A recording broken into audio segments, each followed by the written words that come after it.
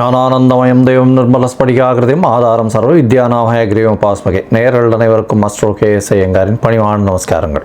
மாத பலன் குரோதி வருஷம் தை மாதத்தினுடைய பலன்களை பார்க்கலாம். முதல்ல இந்த குரோதி வருஷம் தை மாதம் அப்படின்றது 14/1/2025 12/2/2025 வரலும் உண்டான காலகட்டத்தை குரோதி வருஷம் தை மாதம்னு சொல்கிறோம்.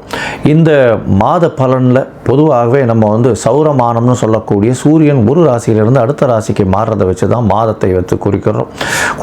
நம்ம இந்த மாத பலன் முதல்ல இந்த மாதத்தினுடைய கோல்சாரம் என்ன, அதற்கு பிறகு இந்த மாதத்தில் வரக்கூடிய மாற்றங்கள், அதாவது வேகமாக செல்லக்கூடிய மாத கிரகங்களுடைய மாற்றங்கள், அது தவிர இந்த மாதத்தில் வரக்கூடிய விசேஷ நாட்கள் அப்படின்றத பார்க்கலாம். இந்த மாதத்தினுடைய கோல்சாரம் அப்படின்னு பார்த்தாலேயானால் ரிஷபத்தில் குரு வக்கரத்திலையும், கடகத்தில் செவ்வாய் வக்கரத்திலையும், கன்னியில் கேது, தனுசுவில் புதன், மகரத்தில் சூரியன், கும்பத்தில் சனி சுக்கிரன், மீனத்தில் ராகு. இந்த மாதத்தில் பார்த்தாலேயானால் வரக்கூடிய மாற்றங்கள் அப்படின்னு சொல்லக்கூடியது 18ஆம் தேதி 18/1/2025 அன்னைக்கு செவ்வாய் வக்கரகதியில் மிதுனத்துக்கு போகிறார். அதாவது புனர்பூசம் 1ஆம் பாதத்துக்கு போகிறார். அதற்கு பிறகு பார்த்தாலேயானால் 19ஆம் தேதி அன்னைக்கு மகரத்தில் புதன், அதாவது 19ஆம் தேதி மாதம் பிறந்து ஒரு 4-5 நாள்லேயே புதனும் சூரியனோடு சேர்ந்து இருக்கக்கூடிய காலகட்டம். அதற்கு பிறகு இந்த மாதத்தில் 28/1/2025 சுக்கிரன் கும்பத்திலிருந்து மீனத்தில் போய் உச்சமாறார், ராகுவோட சேர்க்கை. அதற்கு பிறகு இந்த மாதத்தில் 5/2/2025 அன்னைக்கு புதன் கும்பத்திற்கு சனியோடு சேர போகிறார். இது இந்த மாதத்தினுடைய கோல்சார மாற்றங்கள், இந்த மாதத்தினுடைய மாத கிரகங்களுடைய மாற்றங்கள். இந்த மாதம் பிறக்கிறது அப்படின்னு பார்த்தோம்னா மகர மாதம், அதாவது 14ஆம் தேதி மதியம் 2:55 தான் மாதம் பிறக்கிறது. அதனால் உத்தராயணம் புண்ணிய காலம் அப்படின்னு ஆரம்பிக்கிறதே உத்தராயணத்துக்கு மகர மாதத்துக்கு சூரியன் போகிறதே மத்தியானம் 2:30 மணிக்கு மேலே தான். அதனால் தை பொங்கல் வைக்கக்கூடிய நேரமும் நான் உங்களுக்கு பார்த்து இன்டிமேட் பண்ணுறேன். சரி, இந்த மாதத்தில் வரக்கூடிய விசேஷ நாட்கள் என்ன அப்படின்னா, இந்த மாதம் பிறந்த உடனே 14ஆம் தேதியே தைப்பொங்கல் மிகவும் விசேஷம். உழவர்களுக்கெல்லாம் பெரிய ஏற்றத்தை கொடுக்கக்கூடியது உத்தராயண புண்ணிய காலம்னு சொல்கிறோம். அதுக்கப்புறம் 15ஆம் தேதி மாட்டுப்பொங்கல், காணும் பொங்கல்னு சொல்லுவாங்க. ரிலேட்டிவ்ஸ் எல்லாரையும் கூப்பிட்டு வச்சு, அதாவது ரிலேட்டிவ்ஸ்னால் அக்கா தங்கைகள் எல்லாருமே அந்த காலகட்டத்தில் பிடி வச்சு அதன் மூலியமாக ஒரு என்ன சொல்கிறது, ஒரு ஒற்றுமை, அதை தவிர ஒரு எல்லாருமே ஒன்றா இருக்கக்கூடிய காலகட்டமாக அமைகிறது. இந்த மாதத்தில் பார்த்தோம்னா உத்தராயணம் அப்படின்றதுனால தேவர்களுக்கு பகல் பொழுதாக சொல்லக்கூடியது. அதனால் ஒரு பெரிய ஏற்றமான விஷயம். எல்லா விஷயங்களும் இந்த மாதம் மொத்தமே பார்த்தோம்னா நிறைய முகூர்த்தங்கள் நல்லபடியாகவே இருக்கும். அதாவது பொதுவாகவே தை மாதம்னு சொன்னோம்னா முகூர்த்தங்கள் அதிகமாக இருக்கக்கூடிய காலகட்டம். இந்த வருஷம் சற்று கம்மியாக இருக்கும். ஏன்னா குருவும் வக்கரகதியில் செவ்வாயும் வக்கரகதியில் இருக்கிறதுனால இந்த முகூர்த்தங்கள் பார்த்து வைக்கிறது கொஞ்சம் கஷ்டமாக இருக்குது. கொஞ்சம் பார்த்து இது பண்ணுறது நல்லது. ஏன்னா 2 கிரகங்களும் ரொம்பவும் முக்கியமான கிரகங்கள் திருமணத்தை பொறுத்தவரையிலும். அந்த 2 கிரகங்களும் பக்கத்தில் இருக்கிறதுனால சற்று இந்த முகூர்த்த தினங்களுக்கு சற்று பின்னடைவு இருக்கிறதா பார்க்குறேன். அடுத்தது பார்த்தீங்கன்னா இந்த மாதத்தில் தியாகராஜ ஆராதனை, அதாவது சத்குரு தியாகராஜர் அப்படின்னு திருவையாறில் அவருடைய ஆராதனை விழா நடக்கும். அதாவது பஞ்சரத்ன கீர்த்தனை இதெல்லாம் ரொம்ப அபூர்வமாக அதிசயமாகவும் நடக்கக்கூடிய காலகட்டமாக அமைய போகிறது. இந்த வருஷம் பார்த்தோம்னா அது தியாகராஜ ஆராதனை 18/1/2025 அன்னைக்கு இது வருது. அதற்கு பிறகு பார்த்தோம்னா 21ஆம் தேதி அன்னைக்கு 21/1/2025 அன்னைக்கு அஷ்டகான்னு போட்டிருக்கும். அதாவது அஷ்டகா அன்வஷ்டகா அப்படின்றது சப்தமி அஷ்டமி நவமி இந்த 3 தினங்கள், மார்கழி தை மாசி பங்குனி, இந்த 4 மாதங்களும் தர்ப்பணம் பண்ணுறது. இந்த வருடத்திற்கு 96 தர்ப்பணம்னு சொல்லக்கூடியதில் இந்த 12ம் அடங்கும். அது ரொம்ப முக்கியமான விஷயம். இதை தவிர பார்த்தாலேயானால் இந்த மாதம் இந்த தை மாதத்தில் வாஸ்து புருஷன் கண் விழிக்கும் நேரம் வேறு வருது. மிகவும் விசேஷமான காலகட்டம். வாஸ்து புருஷன் கண் விழிக்கும் நேரம் அப்படின்னு சொல்லக்கூடியது 9:52 11:22 வரலும் இருக்கக்கூடிய காலகட்டம். இது சுமார் 90 நிமிஷங்கள், அதாவது 1 மணி நேரம் 30 நிமிஷங்கள் இருக்கக்கூடிய காலகட்டமாக இருக்குது. இந்த காலகட்டத்தில் பார்த்தாலேயானால் அதாவது வாஸ்து புருஷன் கண் விழிக்கிறார். கண் விழித்து அவர் வந்து காலை கடன்களை முடிக்கிறார், அதற்கு பிறகு குளிக்கிறார், அதற்கு பிறகு வந்து சாமிக்கு உண்டான பூஜை புனஸ்காரம் செய்கிறார், அதற்கு பிறகு அவர் வந்து சாப்பாடு அதாவது உண்ணும் அதாவது உணவு அருந்துதல், அதற்கு பிறகு தாம்பூலம் போடுதல், இந்த மாதிரி 5ஆக பிரிச்சிருக்கா. இந்த 5 விஷயத்தையும் 18 நிமிஷமாக வந்து இந்த 90 நிமிஷம் பிரிக்கப்பட்டிருக்கு. இந்த கடைசி 18 நிமிஷம் அப்படின்னு சொல்லக்கூடியது வந்து மிகவும் ஏற்றமான காலம் அப்படின்னு சொல்லக்கூடியது. அதாவது ரொம்பவுமே விசேஷமான காலம் அப்படின்னு சொல்லக்கூடியது.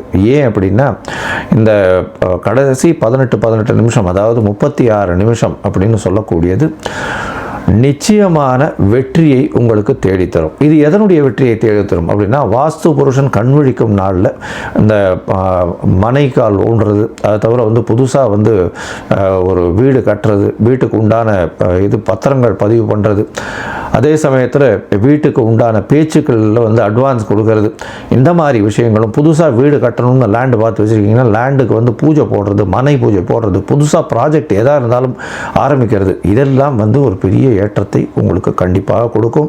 அந்த ப்ராஜெக்டில் எந்த ஒரு பிரச்சனையும் வராத அளவுக்கு நல்லபடியாக நடக்கக்கூடிய காலகட்டமாகவே நிச்சயமாக அமையும். அதற்கு பிறகு இந்த மிகவும் முக்கியமான நாள் அப்படின்னு சொல்லக்கூடியது 29/1/2025, அதாவது தை அமாவாசை, உத்தராயண புண்ணிய காலத்தின் முதல் அமாவாசை. அதாவது தேவர்கள் பகல் பொழுதில் நடக்கக்கூடிய முதல் அமாவாசை. எப்பொழுதுமே தை மாதம், ஆடி மாதம், அதுக்கப்புறம் புரட்டாசி மாதம், இந்த அமாவாசையெல்லாம் ரொம்ப விசேஷம். இந்த அமாவாசைகள்லாம் பித்ருக்கள் நம்மளுடைய லோகத்துக்கு வந்து நம்மளோட சேர்ந்து இருக்கிறதா வந்து ஐதீகம். அதனால் வந்து இந்த அமாவாசைக்கு தாய் தந்தையர் இல்லாதவர்கள் கண்டிப்பாக பித்ருக்களுக்கு கொடுக்க வேண்டிய அவர்களுக்கு தர்ப்பணங்கள், அதை தவிர பித்ருக்களுக்கு சேர வேண்டிய விஷயங்களை வந்து பண்ணுறதும், அதை தவிர அருகில் இருக்கக்கூடிய இந்த கோவிலுக்கு போயிட்டு வர்றதும் அதன் மூலியமாக நல்ல ஒரு ஏற்றம் கிடைக்கக்கூடிய காலகட்டம். உங்களுடைய தோஷங்கள் பித்ருக்களுக்கு பண்ணாதது தோஷம் வரும், பண்ணிங்கன்னா நல்ல ஒரு ஏற்றம் வரக்கூடிய வாய்ப்புகள் நிச்சயமாக உண்டு. அடுத்த ஜென்ரேஷனும் நல்லபடியாக இருக்கும். அதை தவிர பார்த்தோம்னா இந்த வருஷம் ரத சப்தமி, அது வந்து 4/2/2025 அந்த அன்னைக்கு வருது. அதாவது சூரியன் தேர்கால் திரும்புறதுன்னு சொல்லுவாள். அந்த ரத சப்தமம் வந்துருத்தோம்னா அதுக்கப்புறம் வந்து உங்களுக்கு ஃபுல் அண்ட் ஃபுல் வெயில் அதிகமாகிட்டே போக ஆரம்பிச்சிடும். இனிமேல் வரக்கூடிய காலங்கள் எல்லாமே வெளிச்சம் ரொம்ப அதிகமாக இருக்கும். லாங் டேஸ் வந்து வரக்கூடிய வாய்ப்புகள், அதாவது டே டைம் வரக்கூடிய வாய்ப்புகள் மிகவும் அதிகமாக இருக்கும். இந்த மாதத்தில் மிக மிக மிக மிக முக்கியமான நாள், ஒரு பெரிய விசேஷமான நாள் அப்படின்னு சொல்லக்கூடியது வந்து பார்த்தாலேயானால் தைப்பூசம். தைப்பூசம் அப்படின்னு சொல்கிறது 11ஆம் தேதி வருது. 11/2/2025 அன்றைக்கி வருது. அதாவது 29 தை மாதத்தில் வருதுன்னு வச்சுக்கோங்களேன், கடைசி நாளுக்கு வருது. தைப்பூசம் அப்படின்றது வந்து முருகனுக்கு அலகு குத்துறது, வேல் சுமக்கிறது, அதை தவிர காவடி சுமக்கிறது, பால் குடம் எடுக்கிறது, இதெல்லாம் நிறைய விஷயங்கள் நடக்கும்.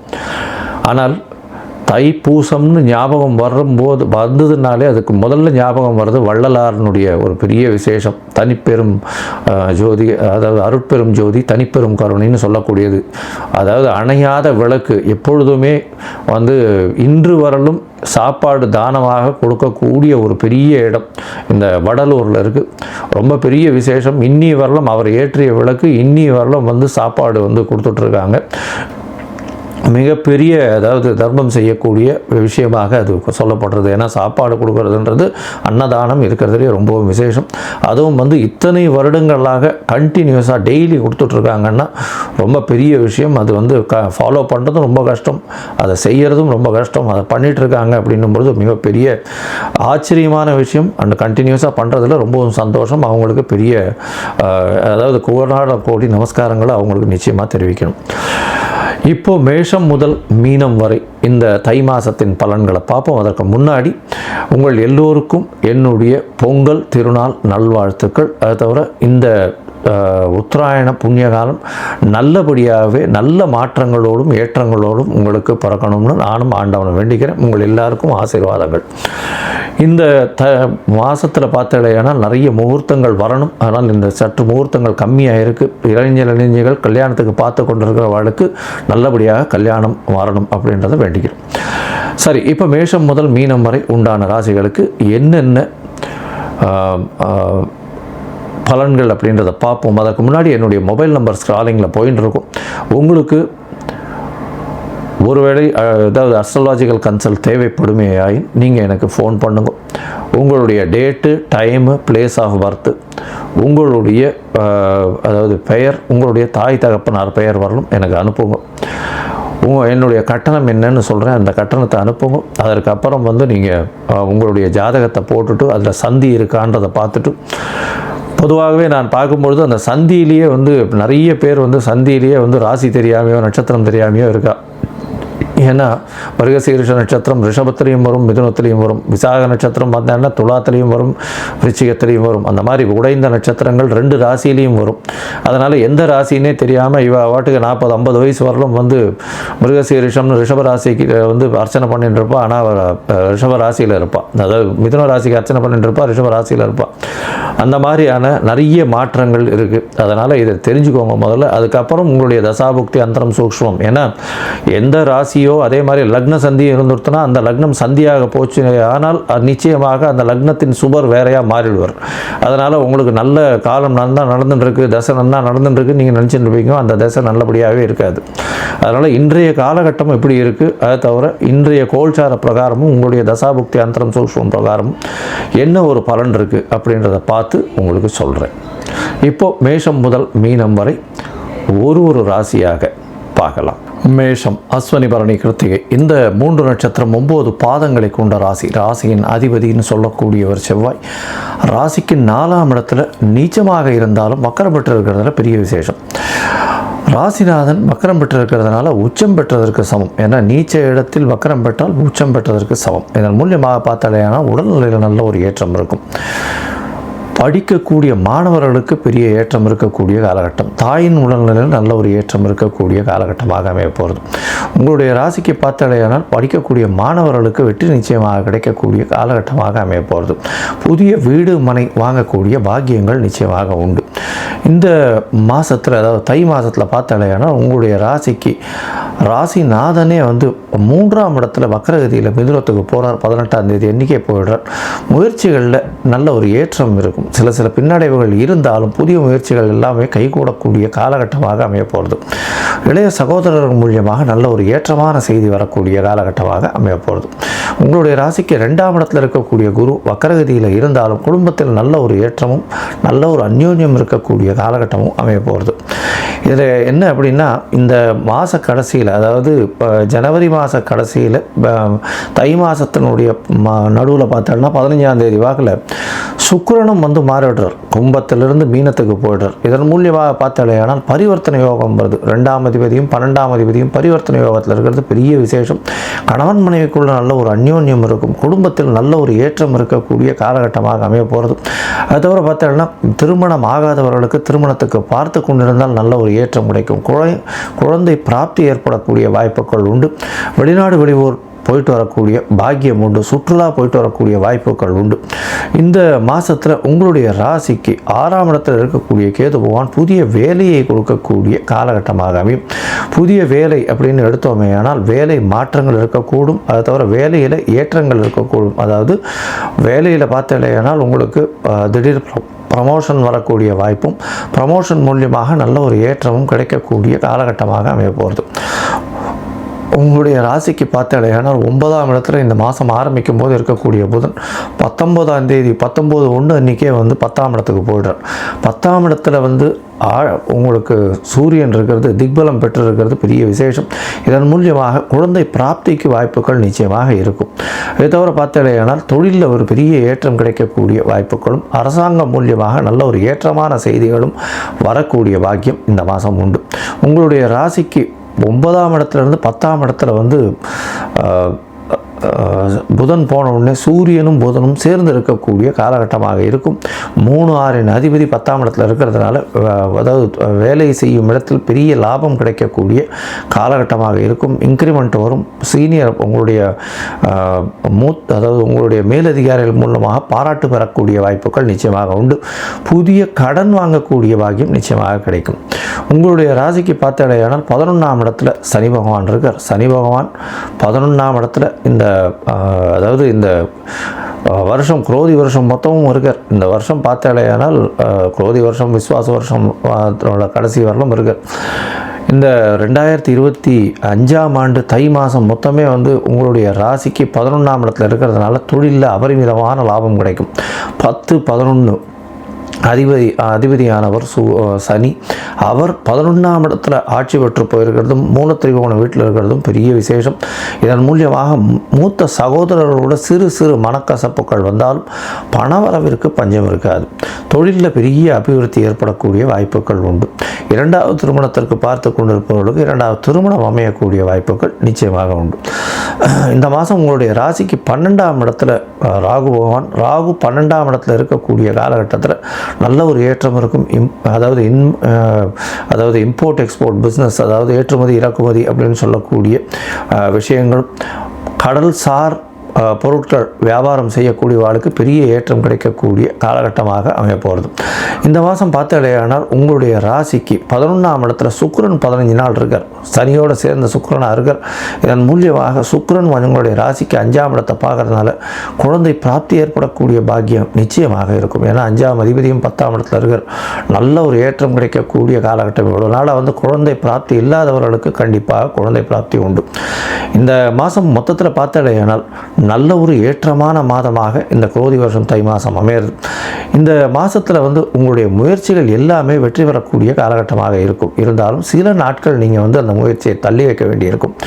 அந்த சில நாட்கள்னு சொல்கிறது சந்திராஷ்டம நாட்கள்னு சொல்கிறோம். இந்த சந்திராஷ்டம நாட்கள் அப்படின்றது வந்து இந்த மேஷராசிக்காரர்களுக்கு 23/1/2025 26ஆம் தேதி காலை ஒரு 7:30 மணி வரலும் இருக்கக்கூடிய காலகட்டமாக அமைய போகிறது. இந்த காலகட்டத்தில் புது முயற்சி வேண்டாம், வெளியூர் வெளிமாநில பிரயாணம் வேண்டாம். ஒருவேளை நீங்கள் போக வேண்டிய கட்டாயம் இருந்தது ஏனால் சந்திர பகவானுக்கு உண்டான எளிய பரிகாரத்தை பண்ணுறதன் மூலியமாக உங்களுக்கு எல்லா விதமான ஏற்றங்களும் மாற்றங்களும் நிச்சயமாக வரும். மொத்தத்தில் பார்த்தாலேயானால் இந்த மேஷராசிக்காரர்களுக்கு நல்ல உடல் ஏற்றம் இருக்கும், ஆரோக்கியம் நல்லபடியாக இருக்கும், புதிய வீடு மனை வாங்கக்கூடிய பாக்கியம் நிச்சயமாக உண்டு, குடும்பத்தில் நல்ல ஒரு ஏற்றம் இருக்கக்கூடிய காலகட்டம், கணவன் மனைவிக்குள்ள நல்ல ஒரு அந்யோன்யம் இருக்கக்கூடிய காலகட்டமாக இருக்கும். பணவரவிற்கு பஞ்சம் இருக்காது. அதுவும் ஜனவரி 30ஆம் தேதி 28 தேதிக்கு மேலே பார்த்தாலேயானால் பணம் எல்லா வகையிலும் கொட்டக்கூடிய வாய்ப்புகள் நிச்சயமாக உண்டு. முயற்சிகள் அத்தனையும் கைகூடக்கூடிய காலகட்டமாக அமைய போகிறது. இந்த மேஷராசிக்காரர்களுக்கு தொழிலில் பெரிய ஏற்றம் இருக்கும். தொழிலில் முதலீடுகள் அதிகமாக போட வேண்டிய கட்டாயம் இருக்கும். பார்ட்னர்ஷிப் பிஸ்னஸில் பெரிய ஏற்றம் இருக்கக்கூடிய காலகட்டம். தாயின் உடல்நிலையில் நல்ல ஒரு ஏற்றம் இருக்கக்கூடிய காலகட்டமாக அமைகிறது. தந்தையின் உடல்நிலையில் நல்ல ஒரு ஏற்றம் இருக்கக்கூடிய காலகட்டமாக இருக்குது. போட்டித் தேர்வுகளில் நிச்சயமாக வெற்றி பெறக்கூடிய காலகட்டமாக அமைய போகிறது. மொத்தத்தில் இந்த மேஷராசிக்காரர்களுக்கு நல்ல ஒரு ஏற்றமான மாதமாக இந்த குரோதி வருஷம் தை மாதம் அமையிறது. நீங்கள் அருகில் இருக்கக்கூடிய முருகன் கோவிலுக்கு போயிட்டு அங்கே வந்து துவரம் பருப்பு தானம் கொடுத்துட்டு வாங்க. உங்களுக்கு எல்லா விதமான ஏற்றங்களும் வந்து சேரும்.